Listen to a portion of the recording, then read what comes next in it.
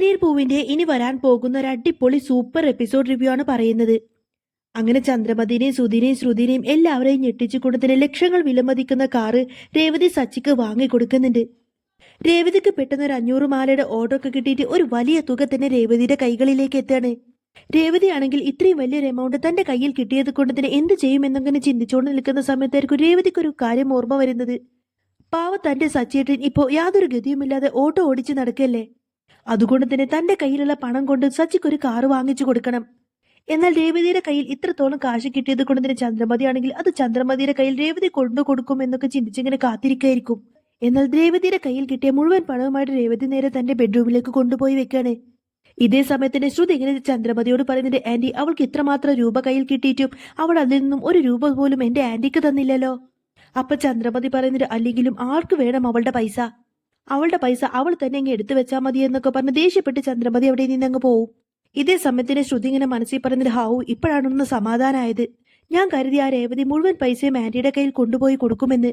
അവൾ എങ്ങാനും ആന്റിയുടെ കയ്യിൽ പൈസ കൊടുത്തിരുന്നെങ്കിൽ പിന്നെ എനിക്കിവിടെ ഒട്ടും വിലയുണ്ടായിരുന്നില്ല. അവൾ ഏതായാലും പണം കൊടുക്കാത്തത് നന്നായി എന്നൊക്കെ ചിന്തിച്ചുകൊണ്ട് തന്നെ ശ്രുതിക്ക് അത് ഭയങ്കര സന്തോഷമായിരിക്കും. പിന്നീട് അങ്ങനെ രേവതി ആ ഒരു പണവുമായിട്ട് നേരെ സച്ചിയുടെ ഫ്രണ്ടായിട്ടുള്ള മഹേഷിന്റെ അടുത്തേക്കായിരിക്കും പോകുന്നത്. മഹേഷിനോട് ഈ ഒരു കാര്യത്തെപ്പറ്റി സംസാരിച്ചിട്ട് സച്ചിക്ക് വേണ്ടിയിട്ട് കാർ എടുക്കാൻ വേണ്ടിയിട്ടേക്ക് മഹേഷിനെ കൂട്ടിക്കൊണ്ട് തന്നെ രേവതി പോകുന്നത്. രേവതി ഇങ്ങനെ മഹേഷിനോട് ചെന്ന് പറയുന്നുണ്ട്, പാവം എന്റെ സച്ചിയേട്ടനെ ഇപ്പോൾ ഓട്ടോയല്ലേ ഓടിക്കുന്നത്. ആ കാറ് വിറ്റിട്ട് അവനിപ്പോൾ ഓട്ടോ ഓടിച്ചിട്ടാണ് നടക്കുന്നത്. അതെല്ലാം കണ്ടു നിൽക്കുന്ന സമയത്ത് ഞങ്ങൾക്ക് ഭയങ്കര സങ്കടമുണ്ട് എന്നൊക്കെ പറയും. രേവതി പറയുന്നുണ്ട്, അതേ മഹേഷേട്ടാ, മഹേഷേട്ടൻ്റെ ഒരു സഹായം ചോദിക്കാനാണ് ഞാൻ ഇങ്ങോട്ടേക്ക് വന്നത്. എന്താ കാര്യം പെങ്ങളെ എന്നിങ്ങനെ ചോദിക്കുന്ന സമയത്തിന് രേവതി പറയുന്നത്, അതേ സച്ചിയേട്ടന് ഒരു കാറ് വാങ്ങിച്ചു കൊടുക്കാനാണ്. എന്ത്, സച്ചിക്ക് കാറ് വാങ്ങിച്ചു കൊടുക്കാനോ എന്നിങ്ങനെ മഹേഷ് ചോദിക്കുന്ന സമയത്തിന് രേവതി പറയുന്നത്, ആ, ഫ്രഷ് കാറൊന്നുമില്ല, എന്നാലും ഒരു സെക്കൻഡ് ഹാൻഡ് കാറ്. ഇവിടെ സെക്കൻഡ് ഹാൻഡ് കാറുകളൊക്കെ വിൽക്കുന്ന കട മഹേഷേട്ടനറിയോ? എന്നാൽ എന്നെ അങ്ങോട്ടേക്കൊന്ന് കൊണ്ടുപോകുമെന്ന് ചോദിക്കാട്ടോ രേവതി. അതെന്താ, സച്ചിക്കറിയാലോ, സച്ചിക്കറിയാത്ത കാറ് കടയൊന്നുമില്ല, സച്ചിനെ കൂട്ടി കൊണ്ടുപോയി കൂടെ എന്നിങ്ങനെ മഹേഷ് ചോദിക്കുന്ന സമയത്തിന്റെ രേവതി പറയുന്നത്, അയ്യോ, സച്ചിയേട്ടൻ ഇതൊരിക്കലും അറിയരുത്. സച്ചിയേട്ടൻ പോലും അറിയാതെയാണ് സച്ചിയേട്ടന് വേണ്ടിയിട്ട് ഞാൻ ഈ കാറ് വാങ്ങിച്ചു കൊടുക്കുന്നത് എന്ന് പറയും. അപ്പോ ഇതിന് മാത്രം തുകയൊക്കെയുള്ള രേവതിയുടെ കയ്യിൽ നിന്ന് മഹേഷ് ചോദിക്കും. രേവതി പറയുന്നത്, എനിക്ക് പൂ കിട്ടിയിട്ട് കുറച്ചധികം പൈസ കിട്ടിയിട്ടുണ്ട്. പാവം എന്റെ സച്ചിയേട്ടൻ സ്വന്തമായിട്ടൊരു കാറൊക്കെ ഉണ്ടായിരുന്ന ആളല്ലേ. ഇതിപ്പോ സച്ചിയേട്ടൻ ഒരു ഓട്ടോ ഓടിച്ചിട്ടാണ് പോകുന്നത്. പാവം എന്റെ സച്ചിയേട്ടൻ ഓട്ടോ ഓടിച്ചു പോകുന്നതെല്ലാം കാണുന്ന സമയത്ത് എനിക്കത് ഭയങ്കര സങ്കടമാണ്. അപ്പൊ ഞാൻ വിചാരിച്ചു എന്റെ കയ്യിലുള്ള പണം എടുത്തുകൊണ്ട് തന്നെ സച്ചിയേട്ടൻ ഒരു കാറ് വാങ്ങിച്ചു കൊടുക്കാമെന്ന്. അപ്പൊ മഹേഷ് പറഞ്ഞിട്ട്, ഇന്നത്തെ കാലത്ത് സ്ത്രീകൾ എന്തെങ്കിലും സമ്പാദിച്ചു കഴിഞ്ഞാൽ അവർക്ക് ഡ്രസ്സോ സ്വർണ്ണാഭരണങ്ങളോ അങ്ങനെ എന്തെങ്കിലും വാങ്ങിച്ചു വെക്കാറാണ് പതിവ്. എന്നാൽ ഇവിടെ സച്ചിക്ക് ഒരു കാറ് വാങ്ങിച്ചു കൊടുക്കാനല്ലേ രേവതി ആഗ്രഹിച്ചത്. മഹേഷ് പറഞ്ഞിട്ട്, ഒരു കാര്യം ചെയ്യാം, സച്ചി ഒരു കാറ് നോക്കി വെച്ചിരുന്നു. ആ ഒരു കാറ് വാങ്ങിക്കണമെന്ന് സച്ചിക്ക് നല്ല ആഗ്രഹമുണ്ടായിരുന്നു. എന്നാൽ അത് വാങ്ങിക്കാനുള്ള പണമൊന്നും അവന്റെ കയ്യിൽ തികഞ്ഞില്ല. കാറ് വാങ്ങിക്കാൻ പണം തികയാത്തത് കൊണ്ട് മാത്രമാണ് അവനൊരു ഓട്ടോ വാങ്ങിച്ച് ഓട്ടോ ഓടിക്കാൻ തുടങ്ങിയത് എന്നൊക്കെ പറയട്ടെ മഹേഷ്. എന്നാ പെങ്ങളെ, സച്ചി നോക്കി വെച്ച ആ കാറ് നമുക്കൊന്ന് പോയി നോക്കിയാലോ എന്നിങ്ങനെ മഹേഷ് ചോദിക്കുന്ന സമയത്തിന്റെ രേവതി പറയുന്നത്, അതേ മഹേഷ് ഏട്ടാ, ആ കാറ് തന്നെ നമുക്ക് പോയി നോക്കാമെന്നൊക്കെ പറയും. അങ്ങനെ ആ കാറ് തന്നെ നോക്കാമെന്നൊക്കെ പറഞ്ഞുകൊണ്ട് തന്നെ മഹേഷിന്റെ കൂടെ രേവതിയും പോകുന്നുണ്ട്. അങ്ങനെ സെക്കൻഡ് ഹാൻഡ് ഷോപ്പിലേക്ക് പോയതിനു ശേഷം മഹേഷ് ആ കാർ ഇങ്ങനെ രേവതിക്ക് കാണിച്ചു കൊടുക്കും. രേവതി ഇങ്ങനെ പറയുന്നുണ്ട്, ഇതിപ്പോ ഞാൻ നോക്കിയെന്നും കണ്ടു എന്ന് വിചാരിച്ചും എനിക്ക് ഈ കാറിനെ പറ്റിയിട്ടൊന്നും അറിയില്ല. കാറിനെ കുറിച്ച് കൂടുതൽ അറിയുന്നത് സച്ചിയേട്ടനല്ലേ, അല്ല മഹേഷേട്ടനെ നോക്കിയാലും മതി. മഹേഷ് പറഞ്ഞിട്ട്, ഒറ്റ നോട്ടത്തിൽ എന്താ രേവതിക്ക് ഈ കാർ ഇഷ്ടപ്പെട്ടോ? സച്ചിക്ക് പിന്നെ ഈ കാറ് പണ്ടേ ഇഷ്ടപ്പെട്ടതാ. അപ്പൊ രേവതി പറഞ്ഞിട്ട്, എന്നാലും സച്ചിയേട്ടനെ ഇതൊന്ന് കൊണ്ടുവന്ന് കാണിക്കണം, സച്ചിയേട്ടന്റെ അഭിപ്രായം കൂടെ അറിയണ്ടേ. മഹേഷ് ചോദിക്കുന്നത്, അല്ല, ഇക്കാര്യം സച്ചിനോട് പറയാതെ എങ്ങനെയാ അവൻ ഇങ്ങോട്ടേക്ക് വിളിച്ചോണ്ട് വരിക? അപ്പൊ രേവതി പറഞ്ഞു കൊടുക്കുന്നുണ്ട്, മഹേഷേട്ടൻ ഒരു കാര്യം ചെയ്യേ, മഹേഷേട്ടന്റെ ഫ്രണ്ടിന് കൊടുക്കാനാണ് എന്നൊക്കെ പറഞ്ഞ് സച്ചിയേട്ടന്റെ കാറ് നോക്കാൻ വേണ്ടിയിട്ട് ഇങ്ങോട്ടേക്ക് വിളിച്ചോണ്ട് വന്നാൽ മതി. എന്നാ ശരി പെങ്ങളെ, ഞാൻ അവനെ വിളിച്ചോണ്ട് വരാമെന്നൊക്കെ പറഞ്ഞുകൊണ്ട് തന്നെ മഹേഷ് അവിടെ നിന്ന് അങ്ങ് പോവാണ്. അങ്ങനെ രേവതി കാർ ഷോറൂമിൽ തന്നെ ഇങ്ങനെ നിൽക്കുന്ന സമയത്ത് മഹേഷ് സച്ചിയെ അന്വേഷിച്ചുകൊണ്ട് തന്നെ അവിടെ നിന്നങ്ങ് പോകുന്നുണ്ട്. ഇതേ സമയത്ത് സച്ചി തന്റെ കയ്യിൽ ഓട്ടോറിക്ഷ ആണെങ്കിൽ പോലും ആ ഒരു കാർ സ്റ്റാൻഡിൽ നിർത്തിക്കൊണ്ട് തന്നെ തന്റെ കൂട്ടുകാരുമൊത്തും ഇങ്ങനെ സംസാരിച്ചുകൊണ്ട് നിൽക്കുമായിരിക്കും. മഹേഷ് വന്നിട്ട് ഇങ്ങനെ സച്ചിയോട് ചോദിക്കുന്നുണ്ട്, എടാ സച്ചി, നിന്നെ ഞാൻ എവിടേക്ക് അന്വേഷിച്ചു? എടാ നീ ഇവിടെ വന്ന് നിൽക്കാടോ എന്നിങ്ങനെ മഹേഷ് ചോദിക്കുന്ന സമയത്തിന് സച്ചി പറയുന്നത്, എടാ എനിക്കിന്ന് പ്രത്യേകിച്ച് വാടകയൊന്നും ഇല്ല. അപ്പോൾ ഏതായാലും നിങ്ങളെ കണ്ടുവന്ന് കുറച്ചു നേരം സംസാരിക്കാലോ എന്നൊക്കെ ചിന്തിച്ചുകൊണ്ട് തന്നെ ഞാൻ ഇങ്ങോട്ടേക്ക് വന്നതാണ് എന്നൊക്കെ പറയട്ടെ സച്ചി. എടാ സച്ചി, നീ ഒന്നിങ്ങ് വാടാ എന്നൊക്കെ പറഞ്ഞ് മഹേഷ് ഇങ്ങനെ വിളിക്കുന്ന സമയത്തിന് എങ്ങോട്ടേക്കാണെന്ന് ചോദിക്കട്ടെ സച്ചി. അപ്പൊ മഹേഷ് പറയുന്നുണ്ട്, അതെ, നമുക്ക് ആ കാർ ഷോറൂമിലേക്കൊന്ന് പോകണം. ഒരു സെക്കൻഡ് ഹാൻഡ് കാറ് എന്റെ ഫ്രണ്ടിന് വേണ്ടിയിട്ട് വാങ്ങിക്കുന്നുണ്ട്. അതുകൊണ്ട് നീ വന്നിട്ട് ആ കാറിന്റെ മറ്റു കാര്യങ്ങളൊക്കെ ഒന്ന് ചെക്ക് ചെയ്യേ. അപ്പൊ സച്ചി ചോദിക്കുന്നുണ്ട്, എടാ എന്തിനാടാ എന്നെ കൊണ്ടുപോകുന്നത്? കാറിന്റെ കാര്യങ്ങളൊക്കെ നിനക്കറിയാലോ, നീ തന്നെ അങ്ങ് നോക്കിയാൽ മതി എന്ന് പറയും. മഹേഷ് പറഞ്ഞിട്ട് അതൊന്നും പറഞ്ഞാ പറ്റില്ല, നീ തന്നെ വരണം, നീ വന്ന് നോക്ക്. നീ ആവുമ്പോ കാറിന്റെ എല്ലാ കാര്യങ്ങളും ഡീറ്റെയിൽ ആയിട്ട് തന്നെ നോക്കുമല്ലോ. വാ എന്റെ കൂടെ വാടാ സച്ചി എന്നൊക്കെ പറഞ്ഞ് മഹേഷ് സച്ചിനെയും കൂട്ടിക്കൊണ്ട് നേരെ കാർ ഷോറൂമിലേക്ക് പോകുന്നുണ്ട്.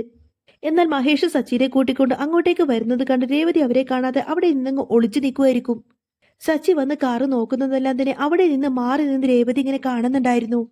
ആ കാറ് കണ്ടുകൊടുന്നതിന് സച്ചി ഇങ്ങനെ മഹേഷിനോട് ചോദിക്കുന്നുണ്ട്, എടാ ഇത് ഞാൻ അന്ന് കണ്ടുവെച്ച കാറായിരുന്നില്ലേ? ഈ കാർ അന്ന് തന്നെ വാങ്ങിക്കണമെന്ന് എനിക്ക് നല്ല ആഗ്രഹമുണ്ടായിരുന്നു. പക്ഷെ എങ്ങനെ അങ്ങ് കൂട്ടി നോക്കിയിട്ടും എന്റെ അടുത്ത് പൈസ തികയാത്തത് കൊണ്ട് മാത്രമാണ് ഞാൻ ഈ കാർ വാങ്ങിക്കാതിരുന്നത്. എന്താണെങ്കിലും നീ ഒന്ന് കയറി നോക്കടാ എന്നിങ്ങനെ മഹേഷ് പറയുന്ന സമയത്തിന് സച്ചി പെട്ടെന്ന് കാറിൽ കയറിയിരിക്കുന്നുണ്ട്. എടാ ഇത് സൂപ്പർ കാറാടാ എന്നിങ്ങനെ സച്ചി പറയുന്ന സമയത്തിന് നീ ഒന്ന് ഡ്രൈവ് ചെയ്യേ, ഒന്ന് ടെസ്റ്റ് ഡ്രൈവ് ചെയ്തിട്ട് ഒന്ന് നോക്കിയിട്ട് വാ എന്നൊക്കെ പറഞ്ഞു കൊടുത്തതിന് മഹേഷ് സച്ചിനെ അവിടെ നിന്ന് അങ്ങ് പറഞ്ഞു വിടും.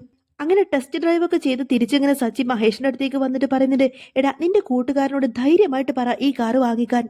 ഇതങ്ങനെ ചുമ്മാ വിട്ടു കൊടുക്കരുത്, വിട്ട് കളയരുത്. ഇത് അത്രയും നല്ല ഫുൾ കണ്ടീഷൻ സൂപ്പർ വണ്ടിയാണിത്.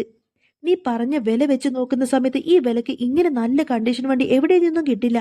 എന്റെ കയ്യിൽ പൈസ ഉണ്ടെങ്കിൽ എപ്പോഴോ ഞാൻ ഈ വണ്ടി വാങ്ങിച്ചേനേന്നൊക്കെ പറയാട്ടോ സച്ചി. മഹേഷ് ചോദിക്കുന്നുണ്ട്, അപ്പോ നിനക്ക് ഈ കാർ ഇഷ്ടപ്പെട്ടു അല്ലേ എന്ന് ചോദിക്കുന്ന സമയത്തിന് സച്ചി പറയുന്നുണ്ട്, പിന്നല്ലാതെ 100% എനിക്കിത് ഇഷ്ടപ്പെട്ടു എന്ന് പറയും. എന്നാൽ ഇതേ സമയത്തിന് സച്ചിക്ക് കാർ ഇഷ്ടപ്പെട്ടിരിക്കുന്നു എന്നിങ്ങനെ ഉറക്കെ വിളിച്ച് പറയാട്ടോ മഹേഷ്. അപ്പൊ സച്ചി ചോദിക്കുന്നുണ്ട്, എടാ എന്തിനാണ് നീ ഇങ്ങനെ ഉറക്കെ വിളിച്ച് പറയുന്നത് എന്ന് ചോദിക്കുന്ന സമയത്തിന് മഹേഷ് പറയുന്നുണ്ട്, ഏയ് ഒന്നുമില്ല, ഞാൻ ചുമ്മാ പറഞ്ഞതേ ഉള്ളൂ. എന്നാൽ സച്ചിക്ക് ആ ഒരു കാർ ഇഷ്ടപ്പെട്ടു എന്ന് അറിഞ്ഞതോടു കൂടെ തന്നെ രേവതിക്ക് ഭയങ്കര സന്തോഷമായിരിക്കും. അങ്ങനെ മഹേഷ് സച്ചിനോട് പറയുന്നുണ്ട്, എന്നാ സച്ചി നീ തിരിച്ചു പോയിക്കോ, എന്റെ ഫ്രണ്ട് ഈ കാറിന്റെ ഓഫീസിൽ കാത്തിരിക്കുന്നുണ്ട്, ഞാൻ അങ്ങോട്ടേക്ക് പോവട്ടെ എന്നൊക്കെ പറഞ്ഞു കൊടുത്തിട്ട് മഹേഷ് സച്ചിൻ അവിടെ നിന്ന് അങ്ങ് പറഞ്ഞു വിടും. അങ്ങനെ മഹേഷ് നേരെ രേവതിയുടെ അടുത്തേക്ക് ചെന്നിട്ട് രണ്ടുപേരും തമ്മിൽ ഇങ്ങനെ സംസാരിക്കുന്നുണ്ട്. കാർ ഷോറൂമിൽ നിന്നും ആ ഒരു സെക്കൻഡ് ഹാൻഡ് കാറിന്റെ വില പറഞ്ഞേക്കുന്നത് 4 ലക്ഷം രൂപയായിരിക്കും. എന്നാൽ രേവതിയുടെ കയ്യിലാണെങ്കിൽ ഇപ്പൊ റെഡി ക്യാഷ് ആയിട്ട് 2 ലക്ഷം രൂപ മാത്രമേ ഉണ്ടായിരിക്കുള്ളൂ. 2.5 ലക്ഷം രൂപ റെഡി ക്യാഷ് തന്നു കഴിഞ്ഞാൽ നിങ്ങൾക്ക് ഇപ്പൊ തന്നെ കാറ് കൊണ്ടുപോവാം. എന്നാൽ കാറ് വാങ്ങിക്കാൻ വേണ്ടിയിട്ട് ബാക്കി 50,000 രൂപ കൂടെ തന്റെ കയ്യിലില്ലല്ലോ. ബാക്കി 50,000 രൂപ കൂടെ എങ്ങനെ ഉണ്ടാക്കുമെന്നൊക്കെ ചിന്തിച്ചു നിൽക്കായിരിക്കട്ടെ രേവതി. എന്നിട്ട് കമ്പനിക്കാരോടായിട്ട് രേവതി പറയുന്നത്, എന്തായാലും എനിക്ക് ഈ കാറ് വേണം, നിങ്ങൾ ഈ കാർ ആർക്കും വിട്ടുകൊടുക്കരുത്. ഇപ്പൊ എന്റെ കയ്യിൽ 2 ലക്ഷം രൂപ റെഡി ക്യാഷ് ഉണ്ട്. ബാക്കി 50,000 രൂപ കൂടി ആയിക്കഴിഞ്ഞാൽ അധികം വൈകാതെ ഞാൻ ഈ കാറ് കൊണ്ടുപോയിക്കോളാം എന്നൊക്കെ പറഞ്ഞുകൊണ്ടായിരിക്കട്ടോ രേവതി അവിടെ നിന്ന് അങ്ങ് പോകുന്നത്. അങ്ങനെ അവർ രണ്ടുപേരും കമ്പനിയിൽ നിന്ന് പോരുന്ന സമയത്തിന് രേവതി ഇങ്ങനെ മഹേഷിനോട് പറയുന്നുണ്ട്, മഹേഷ് ഏട്ടാ ഒരിക്കലും ഇക്കാര്യം സച്ചിയേട്ടനോട് പറയരുത്. പൈസ റെഡിയാക്കിയിട്ട് ഇന്ന് തന്നെ ഞാൻ ഇങ്ങോട്ടേക്ക് തിരിച്ചു വരുമെന്നൊക്കെ പറഞ്ഞുകൊണ്ടായിരിക്കട്ടെ രേവതി അവിടെ നിന്ന് അങ്ങ് പോകുന്നത്. അങ്ങനെ രേവതി തിരിച്ച് വീട്ടിലേക്ക് പോകുന്ന വഴിയിൽ വെച്ച് തന്നെ ദേവുവിനെ കാണുന്ന സമയത്ത് ഈ ഒരു കാര്യങ്ങളെല്ലാം തന്നെ രേവതി ഇങ്ങനെ ദേവുവിനോട് പറഞ്ഞു കൊടുക്കും. രേവതി ഇങ്ങനെ പറയുന്നുണ്ട്, സച്ചിയേട്ടന് ആ ഒരു കാറ് വാങ്ങിച്ചു കൊടുക്കണമെങ്കിൽ എത്രയും പെട്ടെന്ന് തന്നെ ഒരു 50,000 രൂപ കൂടി ഒപ്പിക്കണം. ദേവു നീ എന്നെ സഹായിക്കാമോ? നമ്മളെ അവിടെ നിന്നും ആരാണ് പലിശക്ക് പൈസ തരുന്നത് എന്നൊക്കെ ചോദിക്കും. അപ്പൊ ദേവു പറയുന്നത്, അറിയില്ല ചേച്ചി, ഇപ്പൊ ഗജേന്ദ്രനല്ലല്ലോ പലിശക്ക് പണം കൊടുക്കുന്നത്, വേറൊരാളാണ്. ഞാൻ ഏതായാലും അയാളോട് ഇതിനെപ്പറ്റി സംസാരിക്കാം. ചേച്ചിക്ക് ഇങ്ങനെ ഒരു ആവശ്യത്തിന് വേണ്ടിയിട്ടല്ലേ. അയാൾക്ക് ഏതായാലും ചേച്ചിയുടെ വീടും സ്ഥലവും അതുപോലെ കടയൊക്കെ കാണേണ്ടി വരും. എന്താണെങ്കിലും അയാളെ കണ്ടിട്ട് ഞാൻ ചേച്ചിയുടെ അടുത്തേക്ക് വരാൻ പറയാമെന്നിങ്ങനെ ദേവു പറയുന്ന സമയത്തിന് ഇപ്പൊ തന്നെ വരാൻ പറഞ്ഞേക്കണമെന്ന് പറയാട്ടോ രേവതി. അങ്ങനെ രേവതി തിരിച്ച് വീട്ടിലേക്ക് എത്തിയതിനു ശേഷം ഉടനെ തന്നെ ദേവു പറഞ്ഞയച്ച ആ ഒരു പലിശക്കാരൻ നേരെ രേവതിയെ തേടിക്കൊണ്ട് തന്നെ വീട്ടിലേക്ക് വരുന്നുണ്ട്. ആ പലിശക്കാരൻ വന്നിട്ട് രേവതിയുടെ പൂക്കട ഇങ്ങനെ ഒഴിഞ്ഞു നോക്കുന്ന സമയത്തിന് ഇയാളെ കണ്ട് ചന്ദ്രമതി അയാളെങ്ങനെ ശ്രദ്ധിക്കുന്നുണ്ടായിരുന്നു. അതിനുശേഷം ആ ഒരു പലിശക്കാരൻ നേരെ വീട്ടിലേക്ക് വന്നതിന് ശേഷം വീട് ചുറ്റും ഇങ്ങനെ നോക്കി നിൽക്കാണ്. എന്നാൽ ഇത് കണ്ട് ദേഷ്യം വന്നുകൊണ്ടതിന് ചന്ദ്രമതി ഇങ്ങനെ താഴേക്ക് ഇറങ്ങി വരും. എന്നിട്ട് അയാളോട് ചോദിക്കുന്നത്, എന്താ നിങ്ങൾ എന്റെ വീടും സ്ഥലമൊക്കെ വിൽക്കാൻ വേണ്ടി വന്നതാണോ എന്നൊക്കെ ചോദിക്കാണ്. അപ്പൊ പലിശക്കാരൻ ചോദിക്കുന്നുണ്ട്, നിങ്ങൾ ആരായെന്നിങ്ങനെ ചോദിക്കുന്ന സമയത്തിന് ചന്ദ്രമതി പറയുന്നുണ്ട്, ഓ എന്റെ വീടിന്റെ മുൻവശത്ത് വന്നു നിന്നിട്ട് നിങ്ങൾ ആരാണെന്ന് എന്നാണോ ചോദിക്കുന്നത്? എന്റെ പേര് ചന്ദ്രമതി എന്നാണ്, ഇത് എന്റെ വീടാണ് എന്നിങ്ങനെ ചന്ദ്ര പറയുന്ന സമയത്തിന് പലിശക്കാരൻ പറയുന്നുണ്ട്, ഓ ചന്ദ്ര പൂക്കട, അപ്പോ ഇത് നിങ്ങളുടെ കടയാണല്ലേ എന്ന് ചോദിക്കും. അപ്പൊ ചന്ദ്ര പറയുന്നുണ്ട്, പൂക്കടയോ? ആർക്ക് വേണം ഈ പൂക്കട? എന്റെ മരുമകൾ ശ്രുതിമോള് ടൗണിൽ വലിയൊരു പാർലർ തന്നെ വെച്ചിട്ടുണ്ട്. അതിന്റെ പേര് ചന്ദ്ര ബ്യൂട്ടി വേൾഡ് എന്നാണ്. വേണമെങ്കിൽ നിങ്ങൾ അതൊന്ന് പോയി നോക്ക്. അതാണ് ശരിക്കും എന്റെ കട, എന്റെ പേരിലുള്ള എന്റെ സ്വന്തം കട എന്നൊക്കെ പറയും. എന്നാൽ ഇവരുടെ സംസാരം കേട്ടുകൊണ്ട് തന്നെ രേവതി അങ്ങോട്ടേക്ക് വരുന്നുണ്ട്. രേവതി വന്ന് ചോദിക്കുന്നുണ്ട്, ഓ നിങ്ങളാണോ ദേവു പറഞ്ഞ ആള് എന്ന് ചോദിക്കും. അപ്പോ അയാൾ അതേ എന്നിങ്ങനെ പറയുന്ന സമയത്തിന് രേവതി ചെന്നിട്ട് തന്റെ ആ ഒരു പൂക്കട കാണിച്ചു കൊടുത്തുകൊണ്ട് തന്നെ പറഞ്ഞിട്ട്, അതെ ഇതാണ് എന്റെ പൂക്കട, ഇത് വെച്ചിട്ട് എനിക്കൊരു 50,000 രൂപയെങ്കിലും വേണം. അയാൾ പറയുന്നത്, ഓ 50,000 രൂപയല്ലേ, പണമൊക്കെ ഞാൻ തരാം, പക്ഷെ അതിന് മുൻപായിട്ട് തന്നെ നിങ്ങൾ ഈ പേപ്പേഴ്സിലൊക്കെ ഒപ്പിടണം എന്നൊക്കെ പറഞ്ഞുകൊണ്ട് കുറെ പേപ്പർ അങ്ങ് നീട്ടിക്കൊടുക്കാണ്. അപ്പോ മറ്റു നിവൃത്തിയില്ലല്ലോ, പൈസക്ക് വേണ്ടിയിട്ടാണെങ്കിലും ആ ഒരു പേപ്പറിലൊക്കെ രേവതി ഇങ്ങനെ ഒപ്പിട്ട് കൊടുക്കുന്നുണ്ട്. അങ്ങനെ പേപ്പറിലെല്ലാം ഒപ്പിട്ടതിന് ശേഷം രേവതിയുടെ കയ്യിലേക്ക് അയാൾ 50,000 രൂപ കൊടുക്കുന്നതെല്ലാം തന്നെ ചന്ദ്രമതി ഇങ്ങനെ നോക്കി നിൽക്കുന്നുണ്ടാവും. പൈസയൊക്കെ ഞാൻ തന്നു കഴിഞ്ഞു. ഇനി ഏതായാലും പലിശ കൃത്യമായിട്ട് തരണം എന്നൊക്കെ പറഞ്ഞുകൊണ്ടായിരിക്കട്ടെ പലിശക്കാരൻ അവിടെ നിന്നങ്ങ് പോകുന്നത്. ഈ സമയത്ത് രേവതി നേരെ ചന്ദ്രമതിനെ ഒരു നോട്ടം നോക്കിക്കൊണ്ട് നേരെ ആ ഒരു പൈസ എല്ലാം തന്നെ തന്റെ പേഴ്സിലേക്ക് വെക്കും. ഇതും കണ്ടുകൊണ്ട് തന്നെ ചന്ദ്രമതി ചോദിക്കുന്നുണ്ട്, എടി നീ എന്താണ് ഈ ചെയ്യുന്നത്? എന്റെ വീടും പരിസരമെല്ലാം കാണിച്ചു കൊടുത്തുകൊണ്ട് തന്നെ പലിശക്ക് പണം വാങ്ങിച്ചതാണോ എന്ന് ചോദിക്കും. അപ്പൊ രേവതി പറയുന്നുണ്ട്, ഞാൻ അങ്ങനെ അന്യരുടെ വീട് കാണിച്ചുകൊണ്ട് എന്റെ വീടാണെന്നൊന്നും ഒരിക്കലും പറയാറില്ല. ഞങ്ങളിപ്പോ താമസിക്കുന്നത് പോലും വാടക വീടാണ്. എന്നിട്ട് പോലും ആ വീട് എന്റേതാണെന്ന് ഒരിക്കലും ഞാൻ ആരോടും പറയാറില്ല. പിന്നെ ആവശ്യമില്ലാതെ ഞാൻ എന്തിനാ ഈ വീട് കാണിച്ചിട്ട് പണം വാങ്ങിക്കുന്നത്? അതെ, എന്റെ പൂക്കട കാണിച്ചു കൊടുത്തിട്ട് തന്നെയാണ് ഞാൻ ഈ പണം വാങ്ങിച്ചേക്കുന്നത്. അപ്പൊ ചന്ദ്രമതി ചോദിക്കുന്നത്, എടി നീ കുറെ പൂ വിറ്റതല്ലേ, നിനക്ക് ഒത്തിരി അധികം പണം കിട്ടിയതല്ലേ, ഇത്ര മാത്രം പണം കിട്ടിയിട്ട് നീ എന്തിനാ വീണ്ടും വീണ്ടും പലിശക്ക് ഇങ്ങനെ പണം എടുക്കുന്നത് എന്ന് ചോദിക്കാട്ടോ ചന്ദ്ര. അപ്പൊ രേവതി ഒന്നും തുറന്നു പറയുന്നില്ല. രേവതി പറയുന്നത്, അതൊക്കെ ഉണ്ടമ്മ, ഏതായാലും അതൊക്കെ അമ്മ വഴിയെ അറിയുമെന്ന് മാത്രമേ രേവതി പറയുന്നുള്ളൂ. എന്നിട്ട് രേവതി ഇങ്ങനെ പറയുന്നത്, അമ്മ ഒരു കാര്യം മാത്രം ചെയ്താൽ മതി, എന്റെ കടയിലേക്ക് ഇനി ആരെങ്കിലും വരുവാണെങ്കിൽ എന്ന് ചോദിക്കുമ്പോഴേക്കും ചന്ദ്ര ചോദിക്കുന്നത്, എന്താടി ഞാൻ നിന്റെ പൂ അങ്ങ് എടുത്തു കൊടുക്കണോന്ന് ചോദിക്കും. അപ്പൊ രേവതി പറയുന്നത്, അതൊന്നും വേണ്ട, ഞാൻ കുറച്ച് കഴിഞ്ഞ് ഇങ്ങോട്ടേക്ക് തിരിച്ചു വരുമെന്ന് പറഞ്ഞാൽ മതി എന്നൊക്കെ പറഞ്ഞ് രേവതി നല്ല മാസായിട്ട് അവിടെ നിന്ന് അങ്ങ് നടന്നു പോവാണ്. എന്നാൽ ഇതെല്ലാം കണ്ടിട്ട് ചന്ദ്രമതിക്ക് അങ്ങ് ദേഷ്യം വരാണ്. അവളുടെ ഒരു അഹങ്കാരം കണ്ടില്ലേ എന്നൊക്കെ പറഞ്ഞ് ദേഷ്യപ്പെട്ട ചന്ദ്രമതി അകത്തേക്ക് കയറി പോവും. അങ്ങനെ രേവതി ആ ഒരു പണം മുഴുവനായിട്ട് കൊണ്ടുപോയി കൊടുത്തുകൊണ്ടതിന് ആ ഒരു കാറ് വാങ്ങിക്കാണ്. എന്നിട്ട് മഹേഷിനോട് പറയുന്നത്, മഹേഷിട്ട് നാളെ ഈ ഒരു കാറുമായിട്ട് നേരെ അമ്പലത്തിലേക്ക് വന്നാൽ മതി എന്ന് പറയും. അങ്ങനെ പിറ്റേ ദിവസം രാവിലെ തന്നെ എഴുന്നേറ്റുകൊണ്ട് രേവതി ഇങ്ങനെ റെഡിയായിക്കൊണ്ട് അമ്പലത്തിലേക്ക് പോവാൻ നിൽക്കുവാണ്. എന്നിട്ട് സച്ചിനോട് പറയുന്നത്, സച്ചിട്ടാ നമുക്ക് ഇന്നൊന്ന് അമ്പലത്തിലേക്ക് പോകണം. അപ്പൊ സച്ചി ചോദിക്കുന്നില്ല, രേവതി എന്തിനാ ഞാൻ പോരുന്നത്, നീ തനിച്ചങ്ങ് പോയാ പോരെ എന്ന് ചോദിക്കും. രേവതി പറയുന്നത്, അതൊന്നും പറഞ്ഞാൽ പറ്റില്ല സച്ചിയേട്ടാ, സച്ചിയേട്ടൻ ഇന്നെന്തായാലും എന്റെ കൂടെ പോന്നേ പറ്റൂ. ഇന്നൊരു പ്രത്യേക വഴിപാട് കഴിക്കാൻ വേണ്ടിയിട്ടാണ്, അതുകൊണ്ട് ഇന്ന് സച്ചിയേട്ടൻ എന്റെ കൂടെ പോരണമെന്നിങ്ങനെ നിർബന്ധിച്ച് പറയാട്ടോ രേവതി. അതേ രേവതി, ഞാനൊരു കാര്യം പറഞ്ഞോട്ടെ, ഇന്ന് നിന്നെ കണ്ടാൽ പൂജയ്ക്ക് വേണ്ടിയിട്ട് ഓട്ടോറിക്ഷ ഒരുക്കിയതുപോലെയുണ്ട് എന്ന് പറയും.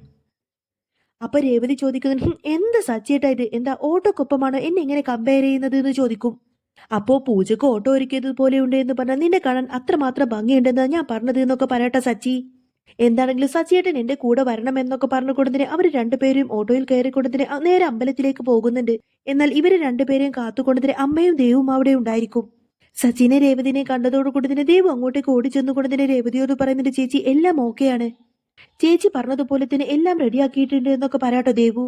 അങ്ങനെ അവര് രണ്ടുപേരും അമ്പലത്തിലേക്ക് നടന്നു വരുന്ന സമയത്തിന് സച്ചി ആ ഒരു കാറ് കാണാണ്ട് സച്ചി ഇങ്ങനെ മനസ്സിൽ ചിന്തിക്കുന്നുണ്ട്, ഈശ്വര ഇത് ഇന്നലെ ഞാൻ നോക്കിയ കാറല്ലേ, ഈ കാറെന്താ ഇവിടെ കിടക്കുന്നത് എന്നൊക്കെ ആലോചിക്കാട്ടോ സച്ചി. ഇതേ സമയത്തിന് മഹേഷിനെയും അവിടെ വെച്ച് കാണുന്ന സമയത്തിന് സച്ചി ചിന്തിക്കുന്നുണ്ട്, മഹേഷിന്റെ കൂട്ടുകാരന് വേണ്ടിയിട്ട് വാങ്ങിച്ച കാറല്ലേ, അപ്പോ അത് പൂജിക്കാൻ വേണ്ടി കൊണ്ടുവന്നതായിരിക്കും എന്നൊക്കെ കേട്ടോ സച്ചി മനസ്സിൽ ചിന്തിക്കുന്നത്. അങ്ങനെ സച്ചി രേവതിയും ആ ഒരു കാറിന്റെ അടുത്തേക്ക് ചെല്ലുന്ന സമയത്തിന് മഹേഷിനെ കാണട്ടെ സച്ചി. മഹേഷ് പറയുന്നത്, അതെ ഇന്ന് ഈ കാറിന്റെ പൂജയാണ്, അതുകൊണ്ടാണ് ഇന്ന് അമ്പലത്തിലേക്ക് കൊണ്ടുവന്നത് എന്നൊക്കെ പറയും. അങ്ങനെ സച്ചിയും മഹേഷും ആ ഒരു കാറിനെ പറ്റിയിട്ട് കുറെ അധികം സംസാരിച്ചതിന് ശേഷം രേവതിയോട് പറയുന്നത്, അല്ല നമ്മൾ എന്തിനാ ഇവിടെ നിൽക്കുന്നത്, നമ്മൾ വഴിപാട് കഴിക്കാൻ വന്നതല്ലേ, നമുക്ക് അകത്തേക്ക് പോവാമെന്നൊക്കെ പറഞ്ഞ് രേവതിയെ കൂട്ടിക്കൊണ്ട് അകത്തേക്ക് പോവാൻ നിൽക്കുമായിരിക്കട്ടെ സച്ചി.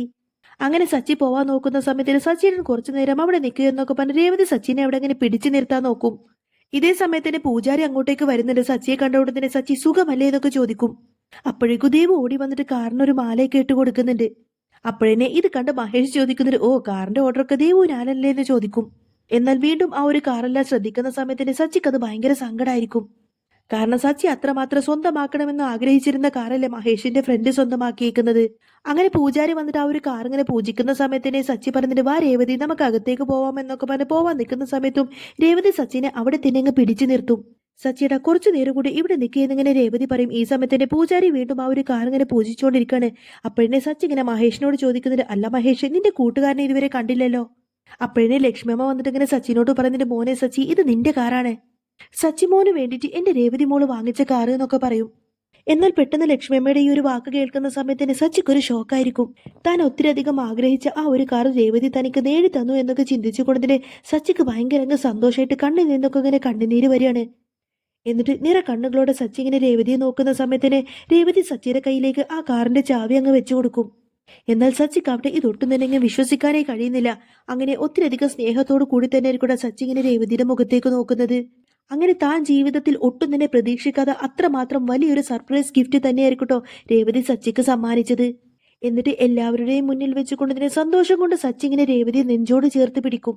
എന്നിട്ട് സച്ചി ഇങ്ങനെ രേവതിയോട് ചോദിക്കുന്നത്, എന്നാലും രേവതി നീ ഒത്തിരി അധികം കഷ്ടപ്പെട്ടുണ്ടാക്കുന്ന പണമല്ലേ, എന്നിട്ട് നീ എന്തിനാ എനിക്ക് വേണ്ടിയിട്ട് ഈ കാറൊക്കെ വാങ്ങിച്ചത് എന്ന് ചോദിക്കും.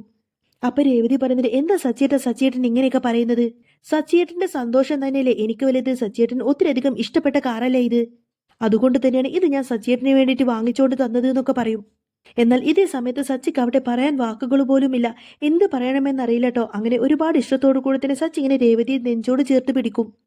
അങ്ങനെ ആ ഒരു കാറിന്റെ പൂജയെല്ലാം കഴിഞ്ഞതിന് ശേഷം രേവതി സമ്മാനിച്ച ആ ഒരു കാറുമായിട്ട് സച്ചി നേരെ വീട്ടിലേക്ക് കൊണ്ടുപോവാണ്. അങ്ങനെ രേവതി സമ്മാനിച്ച കാറുമായിട്ട് സച്ചി വീട്ടിലേക്ക് രേവതിയെ കൂട്ടിക്കൊണ്ടുവരുന്ന സമയത്തിന് ഇത് കാണുന്ന സമയത്ത് ചന്ദ്രമതിക്കും ശ്രുതിക്കും ഒക്കെ ഒരു ഷോക്കായിരിക്കും. എന്നാൽ ഇത് കാണുന്ന സമയത്ത് രവീന്ദ്രന് ഭയങ്കര അങ്ങ് സന്തോഷാവാണ്. രേവതി സച്ചിക്ക് കാറ് സമ്മാനിച്ചതോടുകൂടി തന്നെ ചന്ദ്രമതിക്ക് ഭയങ്കര അങ്ങ് ദേഷ്യം തോന്നി പോവാട്ടെ ശ്രുതിയോട്.